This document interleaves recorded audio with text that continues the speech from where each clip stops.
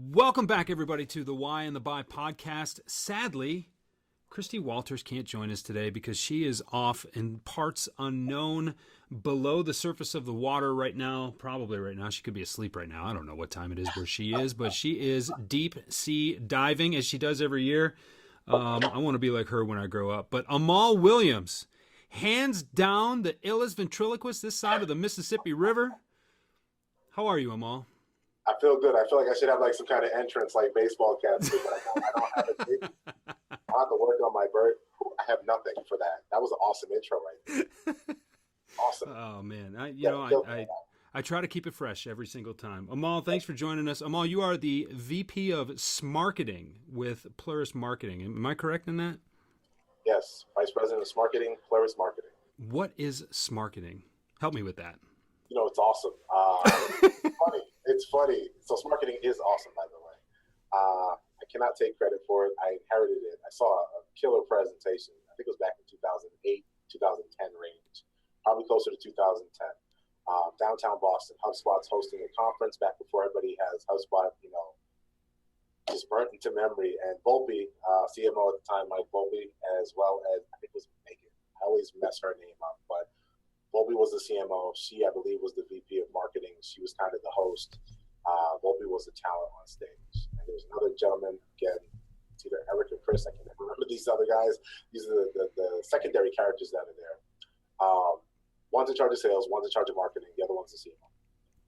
And the guy's from Akamai, and she's highly decorated as well. So the resume looks good, the academia looks good. I believe Volpe's family is legacy government in Massachusetts as well. So, I mean, it's a relative, again, if you're local, hyper-local, it's a relatively star-studded stage. So I'm just there kind of going through the paces. I think I'm at what the startup called Uberview at the time, which is a social media analytics platform. And I'm listening to them talk about how sales and marketing don't get along, salespeople. Marketing doesn't know how to sell. Why would marketing ever really want quota? We'll get back to that later.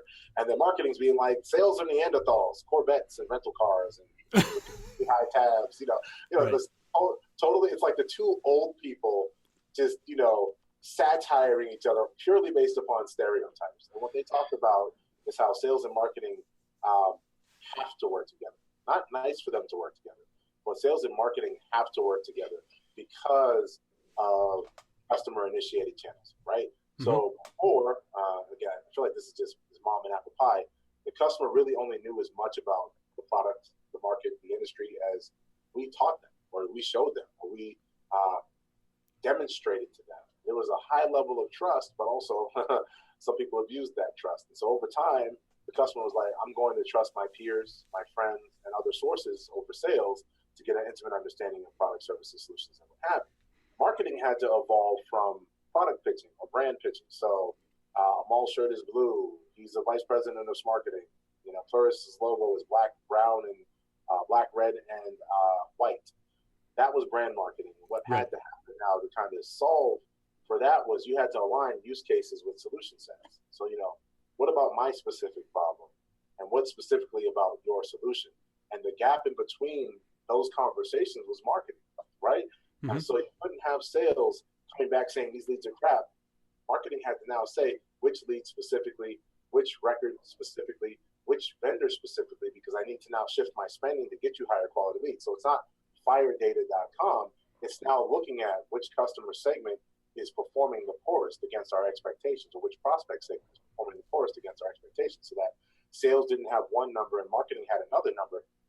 Those two functions had a single number, right? Which was either top line revenue, customer acquisition, retention, what have you. Basically, it's not just about sales and marketing playing together, having meetings, going to the same bars and eating pizza. It's really about sales and marketing not having too many mutually exclusive meetings anymore. If sales is forecasting, again, this is amazing. People would forecast without any contextuality of leads. Oh my gosh. Oh, I've told this story before. During the kind of economic downturn in 2009 in the medical industry where I was asked on September 2nd what I was going to deliver for the month. And working with surgeons were only booking 2 weeks out.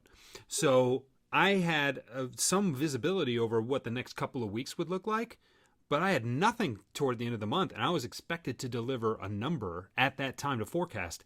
I literally pulling my hair out.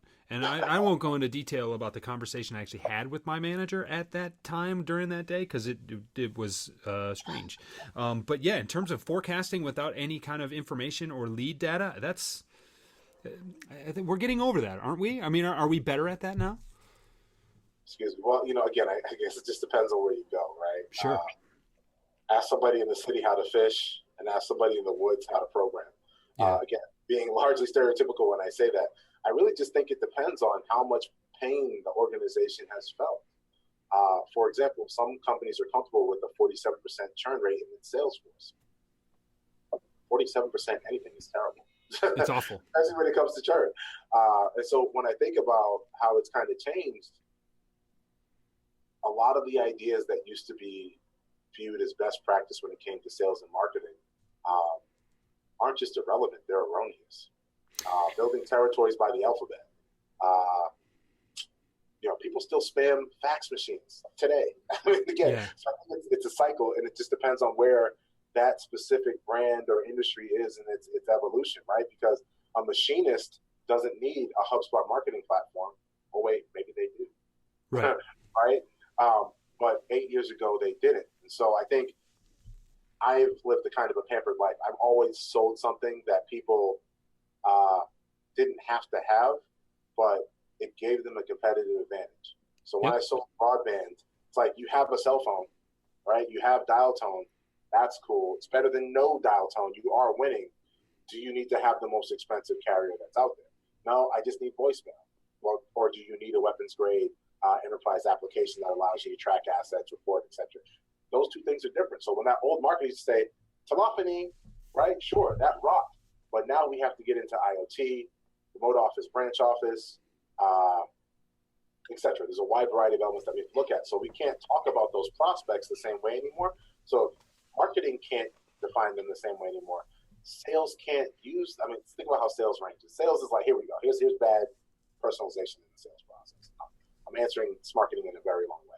So I look at your profile on LinkedIn. I see you have been a classically trained dancer, and you love ballet. Here's a novice or a salesperson who is not invested in that prospect. Hey, I see you like ballet. Been to any shows lately? Do you like steak? Right. It's like, all right, people eat. Meat is something you can eat. People are dancing on stage. Versus, I haven't seen any shows. The last show that I saw was, or you just admit and say, hey, you know what? I like Cirque du Soleil. I haven't seen Hamilton. It's just, it's nuanced, it's subtle, it's different. And sometimes you're going to get all of those people. Sometimes the state guy is in charge of the sales team, and his entire marketing team has been to ballet, has been to Lion King, has been to and Cirque du Soleil. Sometimes the guy or gal who's in charge, who's been to Cirque du Soleil, is inheriting guys who only watch football. It's really about, I think, your culture unapologetically has to mirror your customer, and not saying, let me come into this reactively. Look at yourself and say, is my sales leadership telling stories that resonates not with our buyers, but with our customers? Because you talk about your prospects and your customers differently. Prospect, CMO, $250 million in revenue, North America, 10,000 employees, blah, blah, blah, blah, 10,000 employees and $250 million. That's a terrible number, but you get what I'm saying. Yeah. Versus your customer, and the customer now becomes Courtney, statistician, Midwest market, blah, blah, blah, blah. That difference is not only subtle, but it's the most important part of the story. And that's where I kind of think Smarketing wasn't necessarily an evolution. It was a necessary evil, because we had to realize, we had to challenge each other. Like when people talk about, okay, so Jeff, we're going to start a business. Okay, what's our market size? Right. Okay, 450,000 marketers are out there in somebody's database. That's not my market size, my market potential, my market opportunity. So I think Smarketing is not just about sales and marketing working together. It's an amalgam of sales and marketing, but it's really about, and this is not part of the name of it, it's really about, we've taken a data-driven approach unapologetically at this point. And we have revenue to prove it. And before, revenue was the loudest voice in that room. And if you couldn't attribute revenue generation to your idea in a sales-driven organization, you might as well not have an idea. I do like the fact that they've separated those two clans for a while. Mm-hmm. I like the fact that I've seen a lot of salespeople be promoted into marketing positions, like myself. Mm-hmm. And I also like the fact that marketers now are actually going out and selling, because if the marketers are right, and the storytelling and matching use cases and solutions, if all of that is right, the first thing the salesperson is going to say to you is, well, you better have a higher number than I do. You better have a higher close rate than I do. But we know that those two things are not linked together. Right. If somebody has Los Angeles, New England, New York, typically, if you have a commodity that's going to be turned over a bunch, those markets are going to outperform. And so what you want to start to look at is, can marketing enable sales? And can sales inform marketing? For example, a menial task, Jeff. Nobody in marketing wants to do cold calling. You try to get a marketer to cold call, they'll probably quit. Oh, yeah. They'll be sick, all these reasons will come into play. But when you look at prospecting, teleprospecting, picking up the phone, all the things that the guys are on LinkedIn pounding their chest about, and it is a skill. For you to do $25 an hour and not be terrible, that is a skill. I don't care what anybody says. Yeah. I'll tell you this. Prospecting is a component of data hygiene. And so if I'm a marketer and my database, 5,000 records, 500,000 records, if I'm intimidated by the quality of my data, should I be a marketer? And also, if I'm providing a database where 37% of the leads are not even being touched by my sales team, am I a marketer? Right.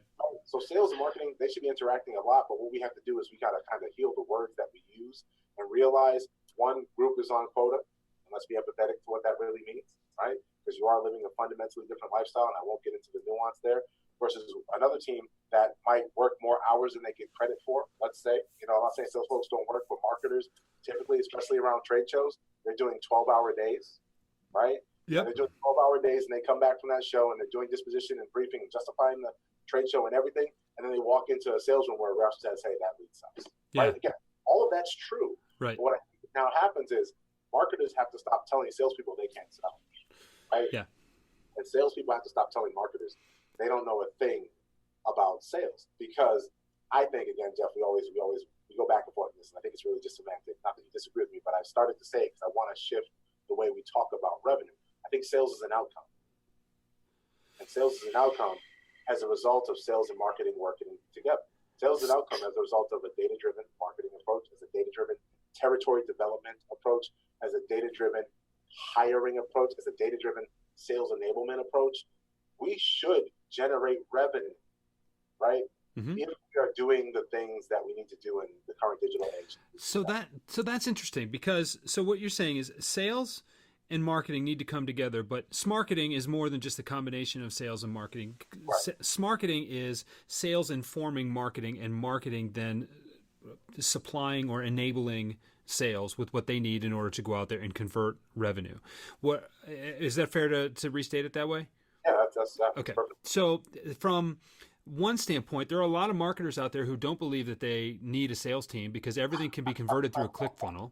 And there are a lot of salespeople out there who say, I don't need marketing people because I'm the one delivering this message. I'm prospecting. I'm the one picking up the phone. I'm knocking on doors. I'm sending the emails. I'm everything. And so what you've got is this inherent animosity that has come from years and years, generations really, of businesses where these kind of departments were kind of siloed versus... Now it's, well, we should all kumbaya and come together and work together. From what it sounds like, Smarketing is something that is greater than, the whole of Smarketing is greater than the sum of the sales and marketing parts. How do we make that transition? I mean, at some point, do we just have to set the egos aside and say, wait a second, your quota, my quota, inbound, outbound, this, how do we just sit together in a room? You have skills, I have skills. How do we work together to make sure that revenue ends up being driven in? Because I'm not going to say that you need to have salespeople out there bagging up orders, right? Amazon has proven that. They have robots boxing orders up constantly and shipping them out. Amazon needs to be on timeout is what Amazon is. Well, that's a completely different conversation there. Their growth is savage. Their growth is... Yes. But, I'm not going to say that you don't need to have salespeople. I'm not going to say you don't need to have marketing. But is this really an ego thing at this point, or do we just not understand each other yet? Man, that's tough. Everything I say now, I feel like it depends. Because somebody out there watching this, like, I disagree. Good. I'll tell you what, haters going to hate. Let the disagreeers call fax, email, Yeah, tweet, LinkedIn, whatever. We want to hear from you. Listen, you got people out there who don't understand what Amal's saying. Send me a text. Shoot me. Hit us up on Twitter. We will put everybody together in the same room and we will discuss this like adults. Send me But a Snapchat, something like it. yes, yeah. So, Ego. and actually, we can talk about Snapchat maybe another time. I don't get on Snapchat. I'm not on Snapchat, and I don't know that it's worthwhile for me to be on Snapchat because that is not how I utilize social media because it disappears. I'm there on social media. I'm there on the internet creating a presence and a record that I want to sustain. Snapchat does not sustain, so it doesn't meet my needs. And that kind of takes me right into my next thing. There's so much noise out there. Everybody is saying, you got to have it this way. You got to do it this way. Marketing needs a quota. Salespeople need to get on the phone. Salespeople need to get on LinkedIn. You've got, what's really interesting is all politics are local, right? So when you show up on the digital channels, you're going to hear a bunch of people screaming about how valuable digital is. I come from a place in southeastern Michigan where we make things with our hands, and there are a lot of companies out there with a lot of money to spend on sales and marketing revenue generation and training and things like that don't even have websites. Right. I mean, look at Warren Buffett's website. Don't. I just think. Yeah, exactly. That's the statement. When I saw his website, some people sit there in awe at the brilliance. I'm like, this is hilarious. Yeah. Again, it's brilliant to the extent that he is silly rich. It's lazy if you come from any other industry. So I think it just really depends. But to answer your point about sales and marketing and egos, and then which channel is best, your data will tell you which channel is best. We're not the only provider of media modeling or media mix solutions that talk about attributing orders or attributing success in a media agnostic way. We're really trying to find a way to get somebody to stop spending $11 grand on radio and start spending, $40 on direct mail, right? Because it's a similar customer and a similar space. I think you get a higher conversion rate and you save some marketing money, but that's easy to kind of say in a vacuum. So what I think about sales and marketing is I think you saw somebody with a big budget versus somebody with a big quota. Okay. And a lot of times that big quota was always bigger than the budget that was allowed, right? Because this budget was always a component of this quota, but this budget wasn't informing quota, right? Here's savage sales leadership, currently. Yeah. We want to make $10 million. Well, let's hire 10 people and give them $1 million quota. Oh my God. I mean, stop there because that's terrible. Yeah. But when my friends are now interviewing for jobs and they're trying to become sales leadership, they're going in and they're saying, we want to build a team of salespeople. Like, no, you just want revenue. You don't actually want 10 sales reps. You want $10 million, or whatever your number is.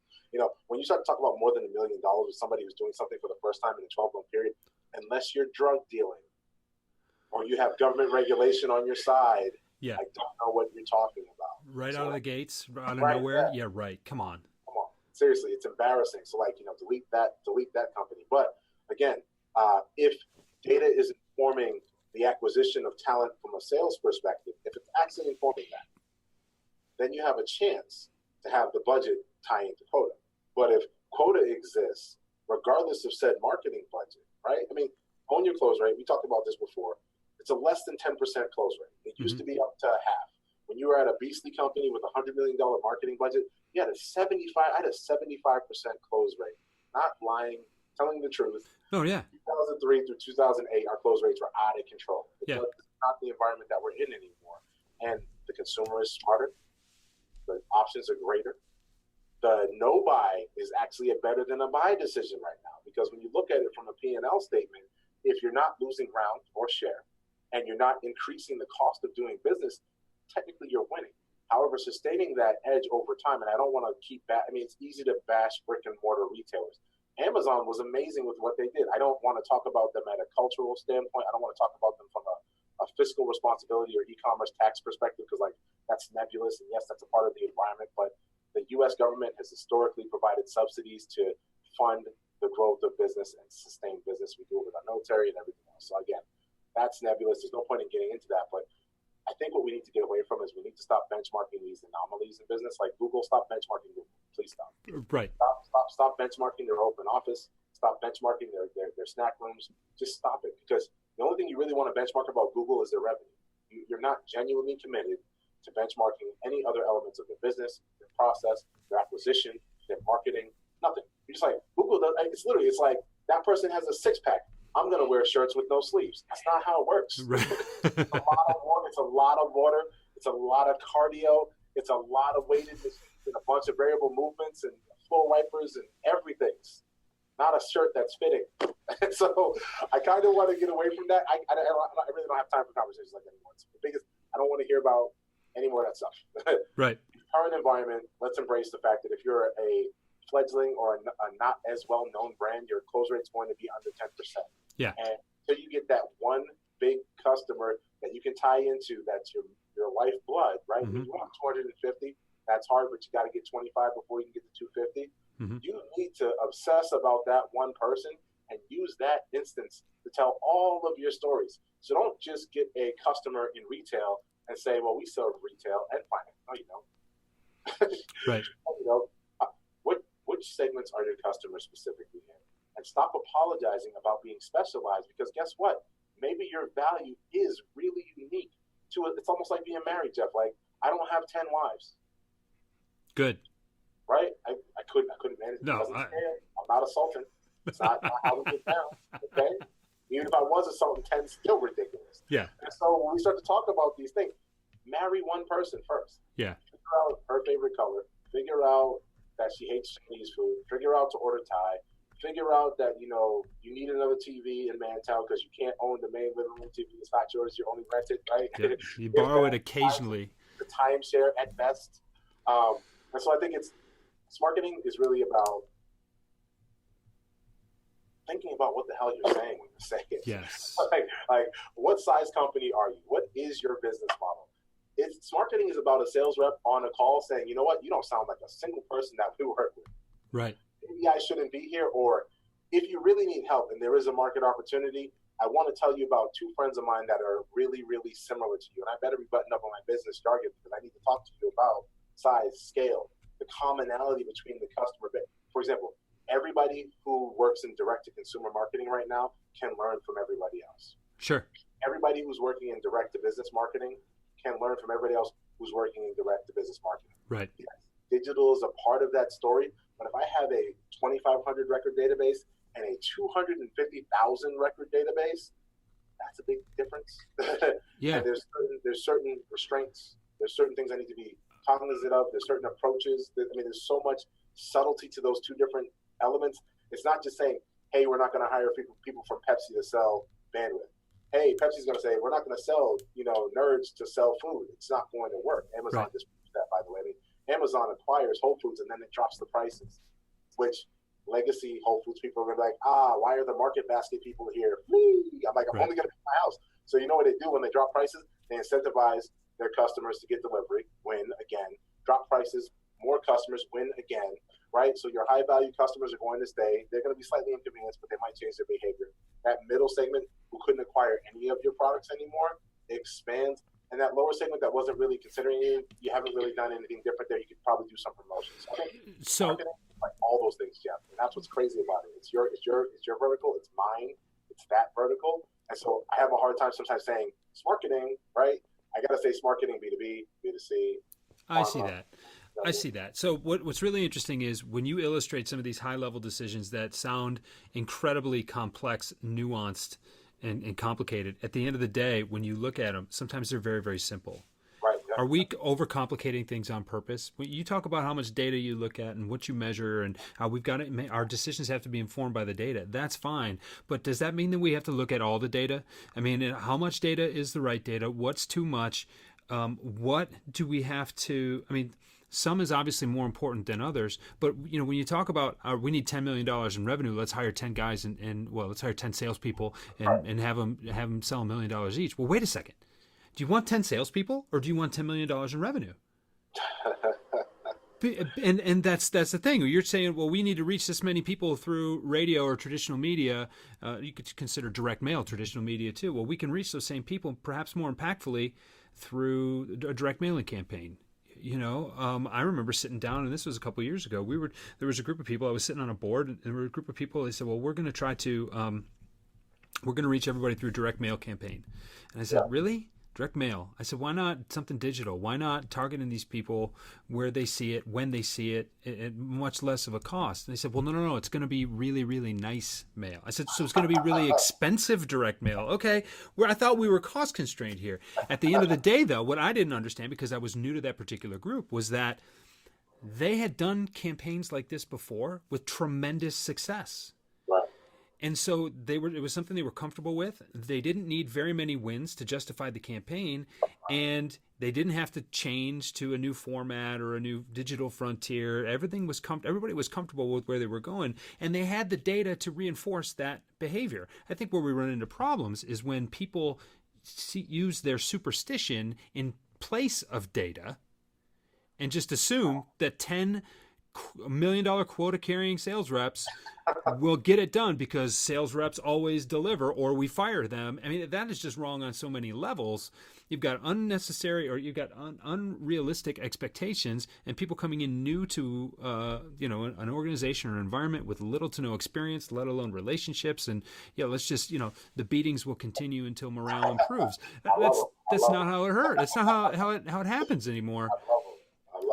I love it. I love the antiquated sales platitudes. They don't I'll tell you, like, once I get around a sales rep, I just start rattling off like 50 of them. I'm like, I'm not invested in the conversation. I think what you said is really interesting, though, because, let's break down the innumeracy of the $10 million quick as I can. I know your math examples are fatiguing, but $10 million quota, 10 reps, $1 million apiece, 47% of your team churns. It takes 6 to 8 months for that team to get to quota, just to figure out what quota is going, just to get to their targets. Yeah. It takes 121 dials a day to get one appointment if people care, assuming use no other channels. Yeah. I keep going, but I don't have to. You're looking at 7 years before you'll get there. Yeah, at that rate, it's probably 6 or 7 years with that much churn, that much of a ramp up, and then if the people that ramped up, by the time they get there, if they're not fried. Now all of a sudden your timeline, without realizing it, nebulously and nefariously, and other N-words as well, things just kind of get out of control, and it's not good. But all you had was this antiquated idea that we'll just hire some people to deliver a number. You can't do that. It's not good. And if we would let the data inform us, to your point, if we would take a little more pragmatic approach and say, what is the best way to raise $10 million in revenue? I mean, maybe that opens up more doors. It definitely. So let me unpack a couple of things. So yes, I try to be kind to sales. I used to blast sales management because it used to really make my stomach churn. You can almost see where a company is in its life cycle based upon the pieces of content that it has on its site and the number of openings that it has on its site, specifically sales function. But I mean, if you're selling, I'm a pampered software sales rep. So if you're selling software and you don't have content on your website, I don't understand. Yep. If you're selling software and you don't have multiple pieces of content on your site, I don't understand. If you have more job openings than you have content on your site, I don't understand. Mm-hmm. And so I think at this point in time, the easiest equation, honestly, is, and I think Keenan will light this one up, but it's not demos anymore, right? I mean, it's just not straight demos. Like there's I can literally buy 8,000 applications as a marketer. Yeah. Literally, I can't even shop. I can't shop for 8,000 applications. I cannot even do it. So I think, as a result, if you have 8,000 vendors trying to get 40 appointments a month, every single month, the scale is ridiculous. Mm-hmm. Never mind the people that don't show up. Never mind the reps that you're turning. Never mind all of those other elements. You just really can't compete. You really can't compete. And you can see it in the financial statement. You can see it on Glassdoor. You can see it on the website. You can see it in churn. You can't compete with a lot of those pre-2008 ideas. I mean, grind the phones out. Grind the phones out as much as you want. People aren't going to answer the phones as much as they used to because they don't have to. Mm-hmm. Right? And the other thing too is like, what kind of a legacy are you leaving behind as a brand? Right? Because now when those reps leave your company, how do they speak about you? They don't. Oh yeah. Right? And how do they, when they're as they matriculate, if they're fortunate enough to climb through middle management, executive management, and what have you, do they even work with you as a brand later on? I have plenty of people that I used to work with in the past who call on me now, and I say very succinctly, I just don't know how a brand like mine can work with a brand like yours based upon my experience with your brand. Yeah. I kind of pause there. It's just, it's not a coffee, it's not a beer, it's not a soda. I just don't think that our core values align with one another. That's after a while. But Sure. I think when you get towards marketing getting smarter, marketing has no choice but to get smarter because marketing has to justify its existence. Sales has a binary existence. Sales has revenue, right? Yeah, Or that's true. Or it doesn't have revenue. Right. You either do or you don't. And that's the thing. Sales, much like golf, is a results-oriented game. You're either doing it or you're not. Marketing is a lot more, it's clouded. What's the return on the investment of this trade show? What is the return on the investment of this ad campaign? That stuff is easier to measure now, but you still have marketing coming up with concepts and talking points and stories to tell. How do you... aren't you leaving it up to the sales team to determine the effectiveness of those stories? And isn't that a degree of separation and one less degree of control that you have at that point? Doesn't that make the story harder to tell from a data standpoint? So let me be very general. Let me be polite when I poke fun at two former friends. So let's look at Norton Antivirus. I always do this. These aren't under NDA anymore, but let's look at Norton Antivirus. Let's look at Barracuda. Again, they don't provide the same offerings. Barracuda solves your problem from the cloud standpoint. Norton wants to solve it everywhere else. Yep. But when we look at these brands, I've never met a sales rep from Norton Antivirus. I've never met a sales rep from Symantec. I've met marketers. Right. I've interfaced on web portals and I've talked on chat agents and what have you. But I've never seen a field sales rep for Symantec. Okay. Right? But I've heard radio commercials from Barracuda. Mm-hmm. and in that mid-market space, Barracuda is beating the life out of people. Yes. When it comes to AWS services. And I remember I was calling on them back in 2010, being like, guys, lead gen, content, what have you. They're like, no, radio is doing the mostest for us because it's an obscene stat. I don't know if I believe it. I have to go and find it. But 92% of the people who consume their content, consume their products, listen to local radio. I can believe that. 92% of their customers listen to local radio. Yep. So what is Barracuda doing online with a lead gen campaign? Not as much as they could be doing. Now, radio is expensive. That's $11 grand a pop. Sure. Online stuff is $100 a pop. Right. But I think when you look at brands, where are your customers coming from? Right? Sales. Where are your leads coming from? Marketing. Why are your leads dying by stage? Sales and marketing. And then here's the best part. If you ever done startup sales, the sale doesn't end after you close the deal. Right. After you close the deal in a startup, the interrogation happens. Yeah. Yeah. Person, where did they come from? Why are they doing this? How long is the contract? Do they understand the offering? We go through this entire thing. We need to start talking about our prospects the way that software startups talk about a customer right after they bought that first thing. Yeah. Because if sales sounds that way, guess what? You don't have too many leads. You actually don't have enough. You know what? You don't have bad leads because when that lead hit your hopper, you say, nope, doesn't look like people who usually work with us. You score it correctly.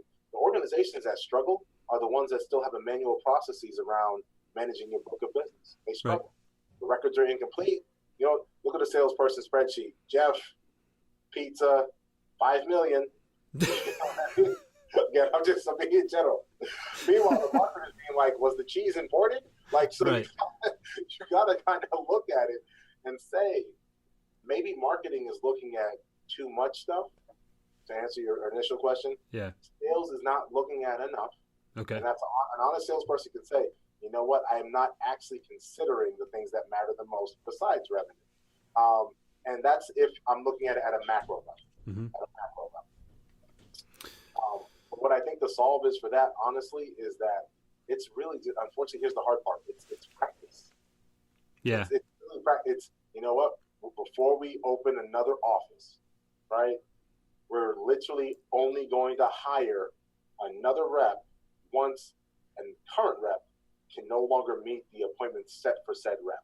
So we're not going to come in anymore with 0 appointments because there's too many alternative offerings. We're going to have a scalable business process. We're going to have measurable milestones. It's going to be informed by our inbound or outbound or compliant marketing process. And that's how we're going to scale our territory. So we're not going to have reps. I mean, I go around to too many companies, not anymore, thank God. But I go around to too many companies where there's a sea of phone banks out there. Yeah. The legacy reps aren't on the phone unless the manager comes out and yells, and the new reps aren't on the phone because they don't know what to say. So now you got this sales floor that's $1 million, how much it's costing you, where your legacy reps don't have to call anymore, or at least they've convinced themselves that they don't. Right? More likely. Like, hey, right, you're not 80-20 rule, all the platitudes that circulate the sales floor, and the new reps are like, I would call somebody, but I haven't heard a story worth sharing since I've been here. Right.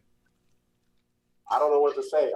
That's why you don't pick up the phone. If you let's call CMO from this company right now, right, and then wing it, right? That's easy for me to do in marketing now. The people who do dials for us are down in Atlanta, at their houses because the flooding's out of control right now. Right. They're still making their metrics, they're still making their numbers, but if you come in and you hire based upon what you think revenue is going to be, I think you're doing it the wrong way.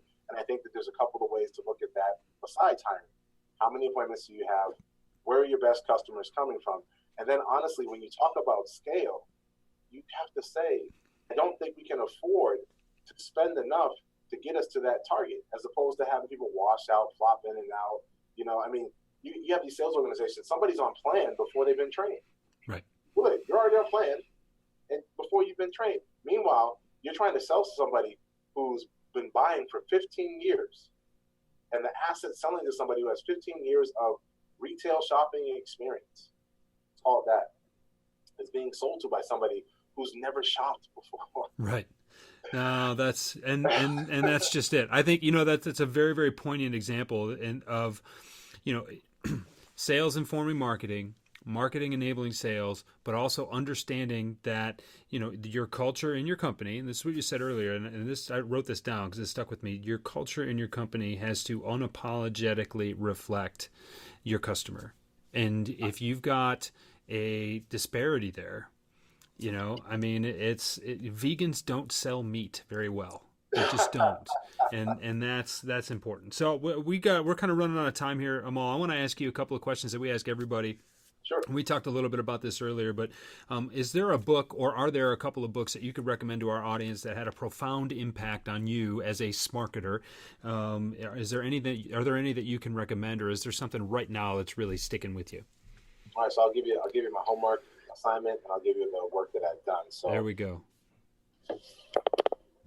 FaceTime for Adele. She's very special. She wrote this book. I've read it for the second time this year, so it's my rereading for this year. But if you are in marketing, any form, phase of marketing, this is one of the better books that I've read. She works at SAS. Adele, I don't know if you can see it there. Sweetwood. This is awesome if you have a degree in marketing, but you don't have a lot of experience in marketing. Okay. Then it's the analytical marketer. Yep. It's going to inform your studies and your research going forward. Good. If you have an English degree and you never studied marketing, this is going to sound like your day at work.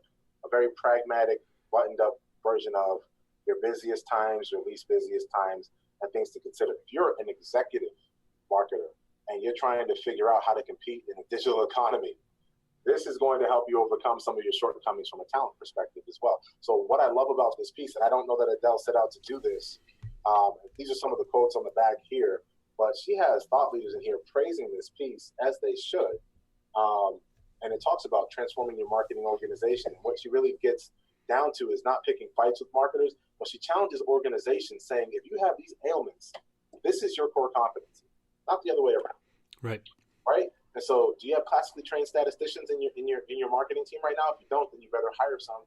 If you can't hire them at scale, you better work with a service provider who can. If you have legacy marketers, right, legacy brand marketers who aren't understanding automation, artificial intelligence, machine learning, modeling, segments, etc., you better find somebody. You better get the kids out of B school, or you better go and find a service provider that solves for that. But it doesn't say go and buy a platform. Don't go buy Adobe.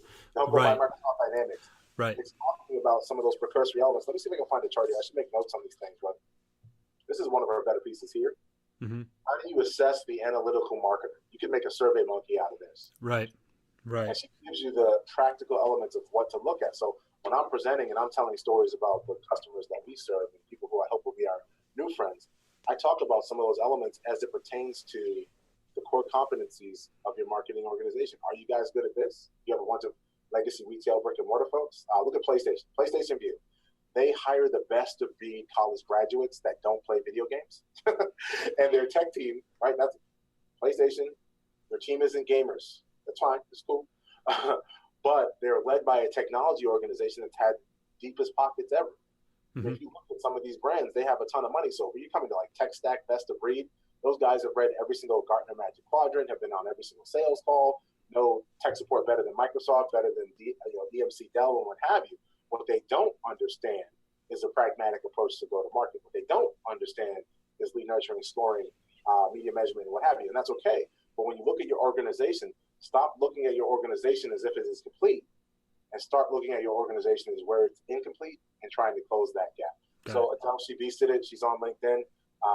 Dr. Goodnight is the CEO of SAS. It's one of the best last names in the history of business. I don't. Dr. Goodnight is amazing. I wish I was like the when I played ball. On my to-do list, I was supposed to finish this before the Data Acceleration Summit with Zoom tomorrow. But like I said, Jeff, I have an appointment at Flank for steak. Yes. So I may browse it, but this is going to be consumed by the end of this quarter because I've been challenged. But let's check this out really quickly. So I saw this person on the cover. I'm like, is this his mom? Is this a cousin? Is it a relative that was, impactful? And we had to take a look. This is Annie Kenny. She was an early suffragette. Suffragette, yep. Suffragette. And so she helped millions of women take a turn in a moment, but it took Annie to take the first step. That is enough for me to read this. This is very gangster.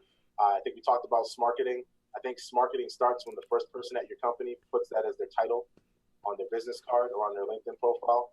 I think Smarketing's second phase is when marketers and salespeople come in and say, we are practitioners, we are not students. And because we are practitioners, we need to commit ourselves to curriculum. We're going to practicum anyway. And when we talk about that practicum, what are we studying? What are we researching? Right? Yep. And I think that these are the books that we need to talk about. So this is the one. Read that. I will read this, Jeff. We will talk about it on a week of Extraordinary Savages. But he caught me. Look at the back. I mean, look what he's doing to me visually. That book, What to Do When It's Your Turn, by Seth Godin. I was given that book a couple of years ago by Seth Godin, actually. I bought 5. He sent me 9, and then I saw him speak. If you've never seen him speak before, he's phenomenal. He's one of a handful of people on a very short list that I can call heroes, and he's wonderful. Last question for you. What is your why, Amahl? Why do you do what you do? Why are you a Smarketer? I feel like it's that scene from Love and Basketball, right? Martinez. When did you fall in love? I've been a marketer since before I stopped basically apologizing to people for wanting to be one. So I have a degree in it. I also have a degree in computer science. I was in a household full of marketers. I was doing marketing before I even knew that it was actually marketing. Mm-hmm. And I went into sales because of money, obviously, because money is really cool. And when you're under 30, if you want to make adult money, sales is probably the quickest way to do it, other than starting your own company or patenting something, et cetera, et cetera, et cetera. Sure. But writing is cool. Reading is cool. I've always wanted to speak. I think when you look at, what I do for a living, I read, I write, and I speak. Mm-hmm. And I've been doing that forever. But now I get paid to do it. I think it's pretty cool that way. But I think, I could say my son, I could say, my mom and my grandmother sacrificing for me to get through education. I could say for, playing sports when I didn't want to play sports anymore because they subsidized my education. I could say a lot of things, but I think when it comes down to it, of all the things that I've done professionally, this one just feels right. That's plenty.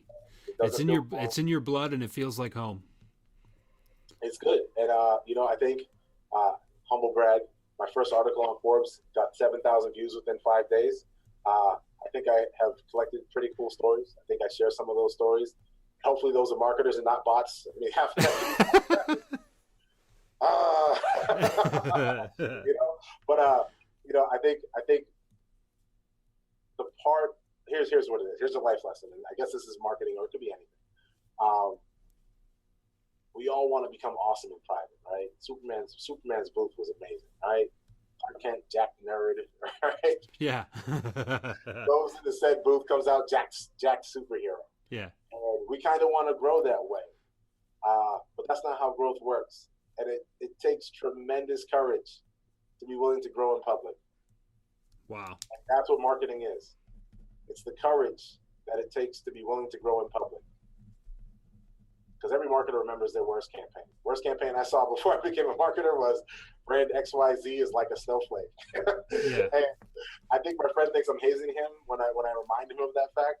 But I think what it talks about is that if sales has a bad cold call and you hang up the phone, it's over. Right? That person might vent about you to their whatever, go back to Facebook, maybe play with a mobile game. But when you have a bad marketing campaign, hey, listen. Kylie Jenner can fix a bad marketing campaign. Oh, right? Oh, yeah. Jeez. Yeah. Here's what's funny. I got this. This is the first gift. When we got our first deal from Inbound Marketing, my CEO gave me this. Oh, wow. There you go. Amazing. There you go. A paper, so I could write.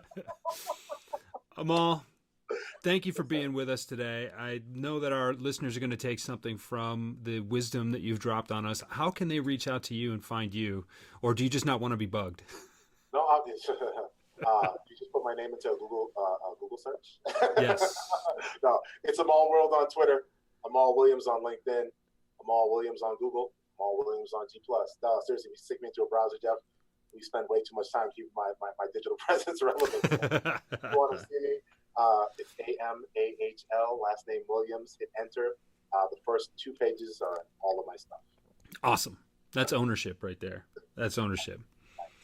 All right, partner. Thanks for being with us. And to you listening, we will talk to you again next week. Christie will be back, so you'll be spared at least half of my voice on the recordings of these podcasts.